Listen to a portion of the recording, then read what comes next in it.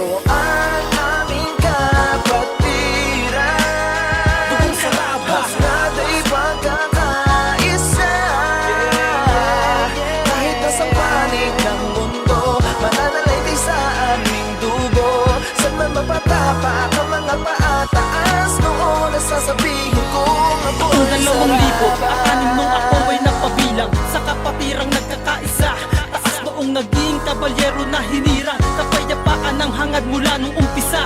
Hangaring mapalawak ang mga nasimulan, dinaantala ang layunin kahit na inuulan. Manang mga batikos di tumigil sa pagkilos na buhayin ng tugong tumadaloy sa samahan. Buhat ng minarkahan, kuwang ka ng balikat, respeto at pagmamahalang siyang kaakibat. Para sa kapatirang itinuring na pamilya, simbolo ng takong sinag na sa braso'y pumilat. Hanggang sa huling patak ng dugo'y mananaig, ang pagiging Saraba malabong mapatid. Di na mahalaga ang madugong tunggalian ng kanya-kanyang pangkat, bagkus pagkaisa na lamang kapatid. Ito ang aming kapatiran, Tugong Saraba, naday pagkakaisa. Kahit nasa panig si Marvin, no? mananalayti sa aming dugo.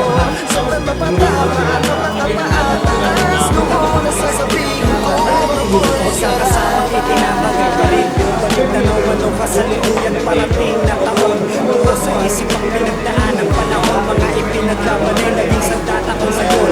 Di lang pagkakaisa ang naisihan, hanggang kaya parang sa linig ng mga pagkakapatid. Di na gera sa halip ang gusto na maging gabay, pag-asa ang ibinalik sa pag-abot sa aking kamay. Laging magkakaakbay, ano man ang tamang gawin. Mahigpit na kapit sa isa't isa ang tinanim. Tayo ay pinag-isa ng kapatiran, dahilan kung bakit mas pinili ko na mapabilang sa Saraba. Tinalikuran na ang mga mali noon, dahil mas pinairal na ang hangarin sa ngayon, na maging parte ng makabagong henerasyon. Tugong Saraba sa mga susunod na taon, anibersaryo. aming